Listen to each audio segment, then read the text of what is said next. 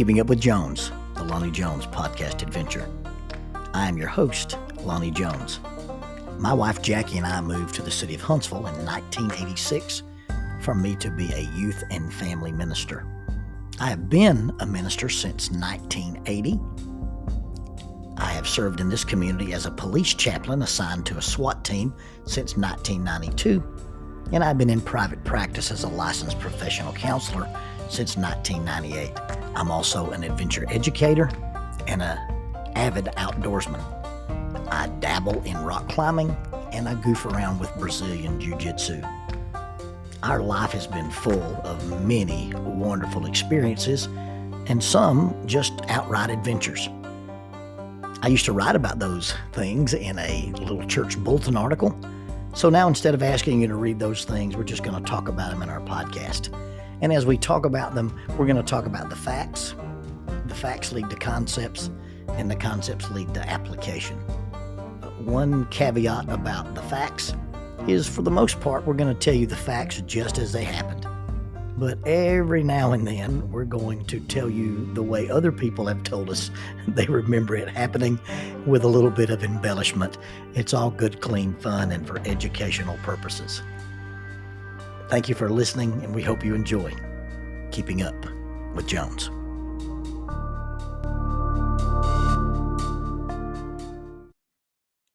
Faulkner University announces a 60% tuition discount for members of the Church of Christ.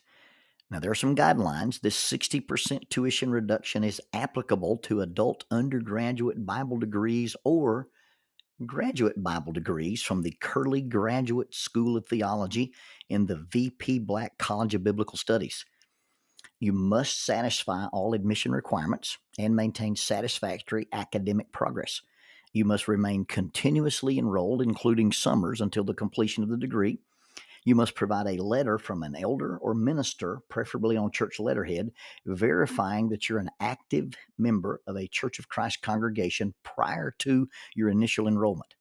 This offer applies to adult undergraduate degrees such as biblical studies, youth and family ministry tracks, and it also includes graduate degrees. And those are the Master of Arts in Biblical Studies, the Master of Arts in Family Life Ministry, or a Master of Theology, and it also applies to the PhD in Biblical Studies. For undergraduate inquiries, please contact Adult Enrollment, 334-386-7140, 334-386-7140, or Adult Enrollment at Faulkner edu. That is Adult Enrollment at faulkner.edu. For graduate inquiries, please call 334-386-7539, 334-386-7539. Graduate enrollment at faulkner.edu. That is graduate enrollment at faulkner.edu. Faulkner University is a sponsor of Keeping Up with Jones, the Lonnie Jones podcast adventure.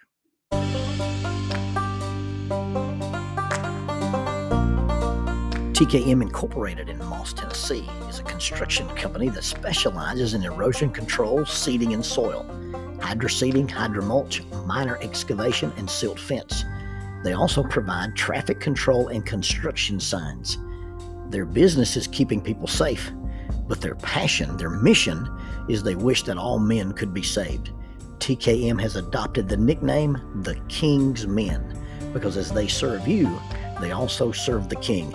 If they could provide any of their services for you, please contact them at 931-243-3958. That is 931-243-3958. Or you can contact them on the net at tkminc2001 at twlakes.net. That is tkminc2001 at twlakes.net. TKM Incorporated is a sponsor of Keeping Up with Jones, the Lonnie Jones podcast adventure.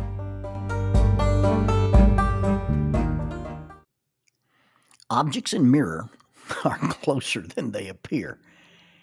And I'm sure that's true, but if you've ever looked in your rearview mirror and seen a dinosaur, and I'm not talking about Jurassic Park, I'm talking about driving over the bridge in Decatur and glancing in my rearview mirror and seeing the large, extended head of a common snapping turtle staring at me in my rearview mirror.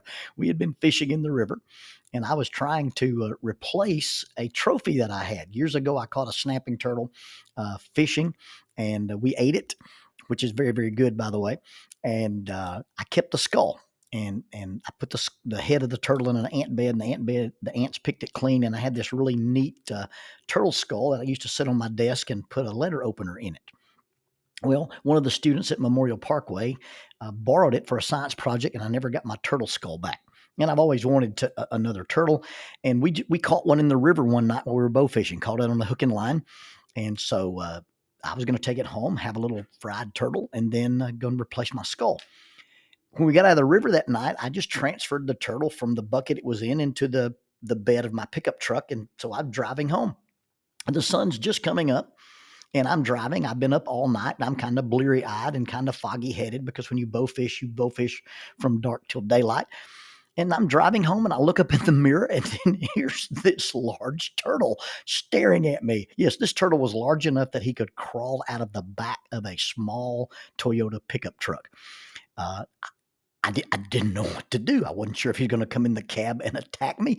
So I began to slow down. And when I got down to about 35 miles an hour, the turtle decided this is my chance, and he leapt to freedom. I could have stopped my truck at that early morning hour and gone back and gotten him. But, I felt like he'd earned his freedom. And I'm not sure whether I should name him Donatello or Chuck Norris because of this great move he made to gain his freedom. One of the more shocking things I've ever seen in my rearview mirror. Our house, the house we moved to in Gurley, Gurley, it is in the middle of a pasture, and one side of the road is still pasture, and then our side is developed. There's houses that people have bought land from Miss Luna, and beside our house is this flower garden. Well, it's not really a flower garden. Jackie had replaced all the flowers with blueberry bushes, and then she planted some hosta and some other things. And we even had a little pond when we first moved there. We built a little mini pond there for this mud turtle that Lonnie Beth had, a little yellow-eared slider that she had named Turtle Man. Now, when I first caught him, he was about the size of a nickel or a quarter. And as we began to feed this little guy protein, he began to ramp up in size. And so he got to be about the size of my hand. And so we moved him outside the house to this little pond area. Well, this little garden became kind of an oasis. And so we have woods around the house, and we have the flower garden there, and we have the hosta bushes. And so one morning I'm driving to work, and I look up in my rearview mirror, and sitting on the toolbox of the tactical Toyota is this little green camouflage tree frog. Now, I'm not sure where he came from. I don't know if he came from the flower garden, if he came from the neighbor's trees in the backyard there. I'm not sure where he was. I'm not sure where he slept. But I know where he was when he woke up. He woke up on the toolbox of a black pickup truck going 60 miles an hour over Chapman Mountain. I looked up to change lanes, and there he was in all his glory surfing on the toolbox. Tree frogs typically have these large bulbous eyes. This guy's eyes were really, really large. As I got up to speed on Chapman Mountain, he turned from facing into the wind to looking back out the rear of the truck, and basically made himself aerodynamic and let the breeze blow over his little camouflage back. And he rode with me all the way to the office. Well, when I pulled into the old office at that Century Office Center, that building no longer exists. But when I pulled in to the office there, he jumped from the toolbox and went under the wheel well. Now, I don't know what attracted him to my truck. I don't know if it was the gentle summer rain that year and he had left the flower garden to sit in a pool of water. I don't know if it was the fact that my truck might have had some residual warmth and that he was trying to regulate his body temperature. But this little frog followed me or rode with me all the way to work, and then he jumped off my toolbox and went under the toolbox into the wheel well of the truck. And on that particular day, I remember thinking, man, I hope it stays cloudy. Normally, he is surrounded by flowers and bushes and shrubs and even a little pond. But if he leaves my truck, he's not going to be surrounded by anything but black pavement. No blueberry bushes, no blackberry bushes, no hosta plants. If he gets out of my truck, he's going to be in the middle of a very black, very desolate, very hot parking lot. Now, for whatever reason, on that particular night, this little frog made his choice. And I don't know what lured him into the bed of my truck. It might have been bugs.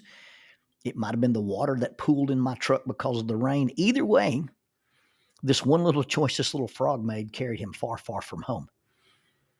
Now, if he stays in my truck, he'll end up going with me to SWAT training on that particular night. If he gets out and he explores the parking lot at Century Office Center, there's no telling what fate awaits him. We often make little choices. The simple decision to go here, stay there. The simple decision to stay here, go there. Most of the choices that we make on a day-to-day basis are pretty inconsequential and they're benign. A lot of our choices don't have really long-term effects, but some of our choices do. Some of the choices we make without really thinking about the bigger picture will change our lives forever. The little tree frog that surfed on the tactical Toyota into Huntsville may change his life. He may not live past today. He was in some danger being in the parking lot. There may be birds of prey. There may be stray cats. He may make a decision to stay in my truck and ride with my truck to where I'm training with SWAT, and then he may make that his home, and he may become the SWAT frog. How cool would that be? In any case, he's just a frog.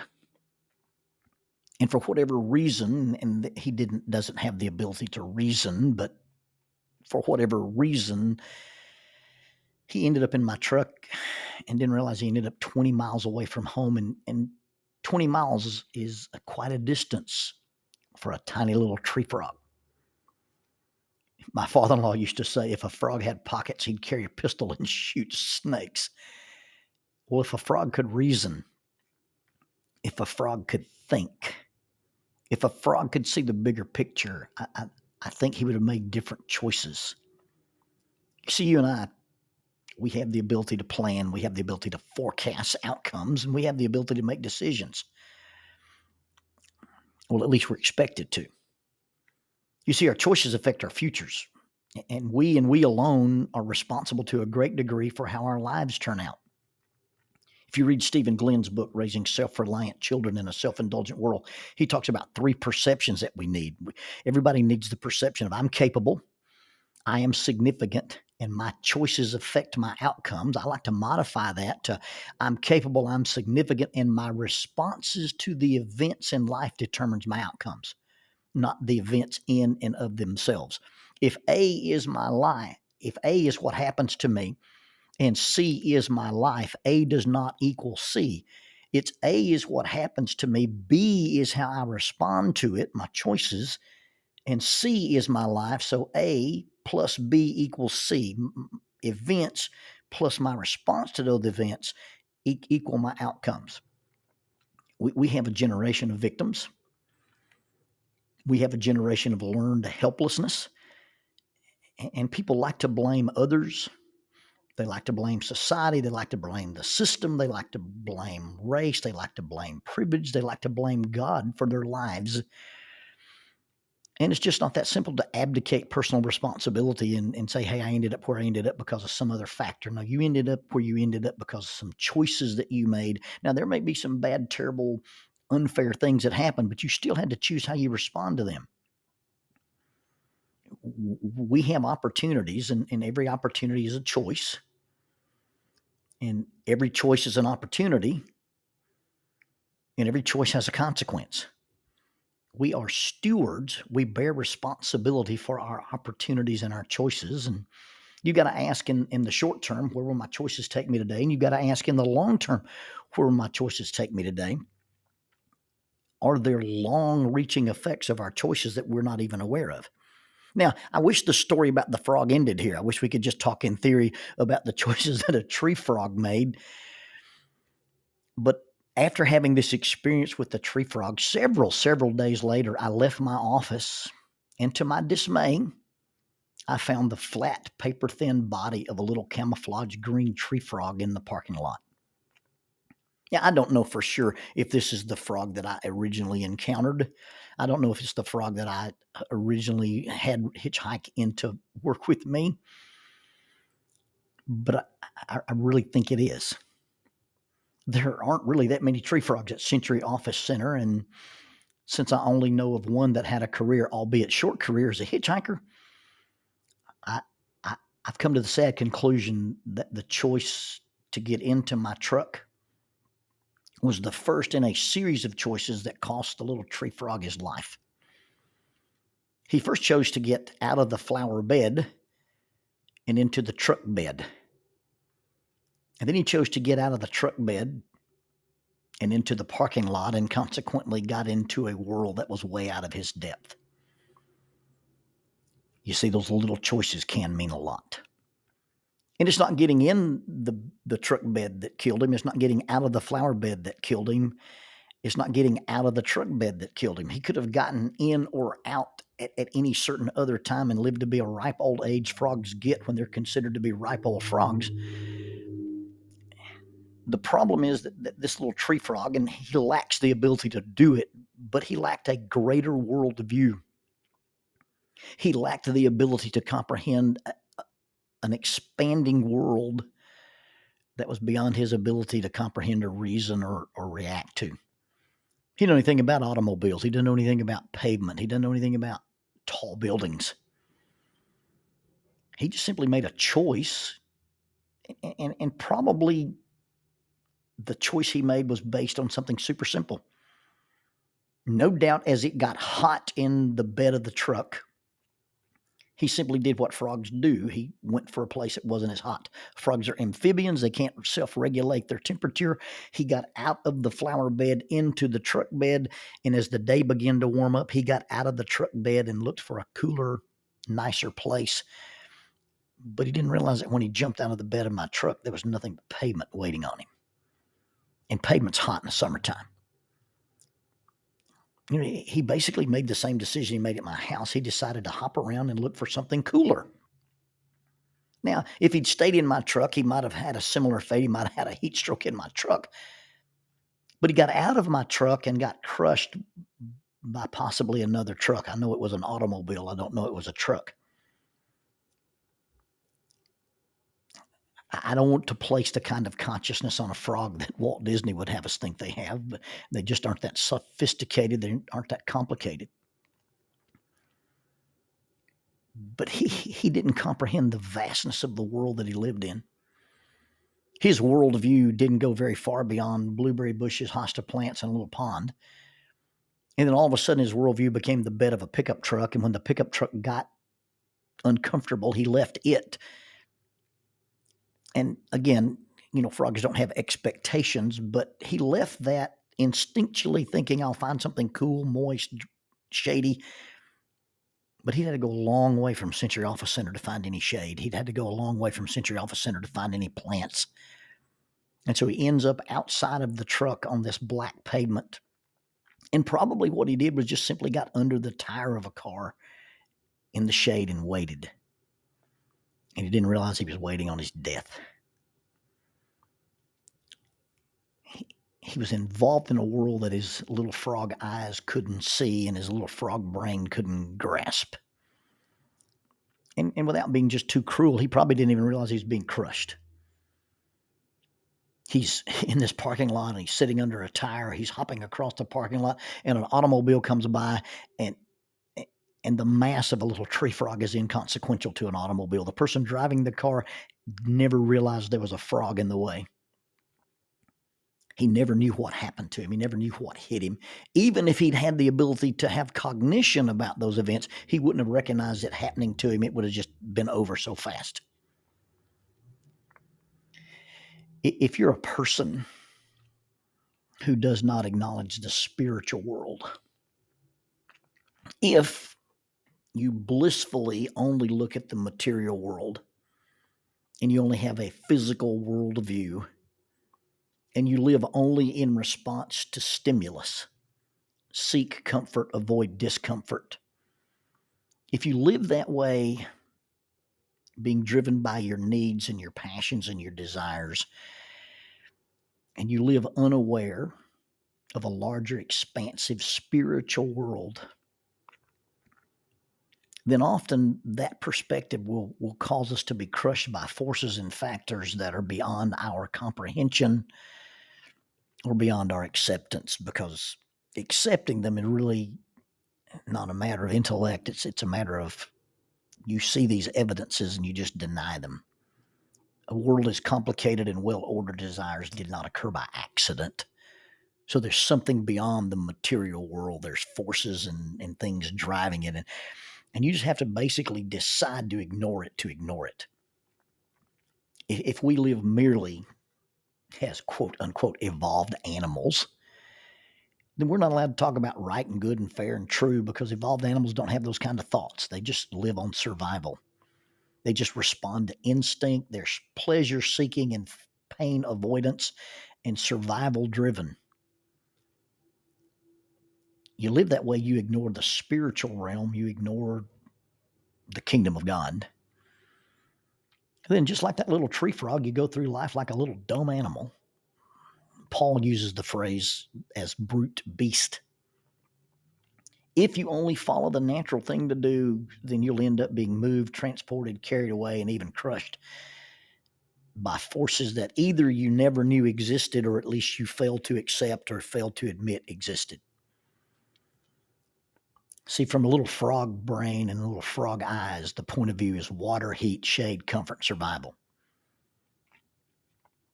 It was instinctual, not intellectual. The choices he made were just natural for a frog. They felt natural, and it was the right thing to do if you live from a frog viewpoint. The problem was that when he got out of the flower bed and into the truck bed, it wasn't the natural world of a frog. And when he got out of the truck bed expecting to find the flower bed, he'd been transported to an entirely different environment that had nothing that he was expecting or needed. See, once he left the truck, it was hot pavement, towering buildings, and massive cars. And as I said, the car that ran over him never knew he existed. If he'd been able to comprehend automobiles, if he'd been able to comprehend mass and physics and being crushed, if he'd had that worldview, he'd have never gotten in my truck. He'd have never gotten off my truck. And he would not have been crushed by another truck. From a purely physical point of view, we could live, and it may look like food, shelter, clothing, pleasure, survival. But there really needs to be a more expanded worldview that includes other greater forces. Because there are forces of right and wrong and good and evil. And they give us not only the power of choice, but the responsibility of choice. And oftentimes it's the choice between the spiritual versus the physical, the eternal versus the temporary, the things that are seen versus the unseen.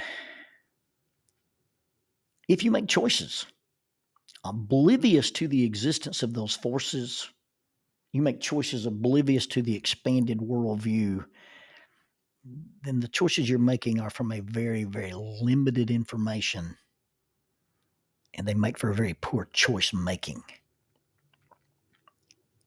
A lot of the choices that we're faced with go way beyond what we view as just the physical world, and they often deal with the spiritual world. And you can deny the spiritual world, or you can ignore the spiritual world, but you don't have to believe in something for it to be real. If a frog had pockets, he'd carry a pistol and shoot snakes.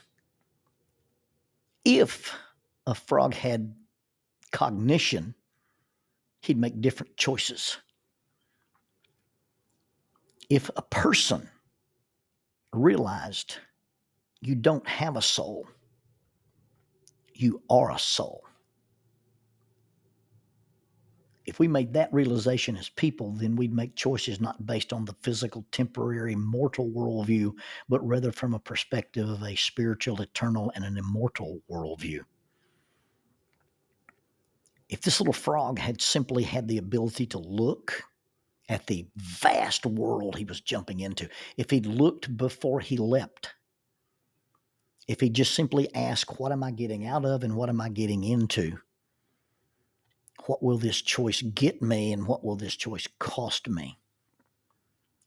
See, if we could just look further out and change our little frog mind and a little frog viewpoint and realize that there is a spiritual beyond the physical. There is life after death. There is eternal after the mortal. And to quote General Maximus Decimus Meridius in the movie Gladiator, what we do in life echoes in eternity. If we understood that, then unlike the little tree frog on my truck, we would look before we leapt.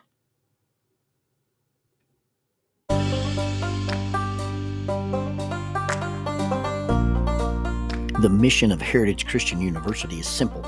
They aim to advance the churches of Christ by equipping servants through undergraduate and graduate programs. Heritage Christian University produces effective communicators of the gospel, focusing on evangelism and a commitment to Scripture. Heritage Christian University is accredited by the Association for Biblical Higher Education and offers the following degrees: Associate of Arts in Biblical Studies, Bachelor of Arts in Biblical Studies, Master of Arts, Master of Ministry, and Master of Divinity. Since 1968, Heritage Christian University, formerly International Bible College, has offered affordable degrees in biblical studies, allowing graduates to thrive in their ministries without the burden of loan debt after graduation. For more information about Heritage Christian University, visit www.hcu.edu. That's 3 W's and a dot, hcu.edu. Heritage Christian University is a sponsor of Keeping Up with Jones, the Lonnie Jones podcast adventure.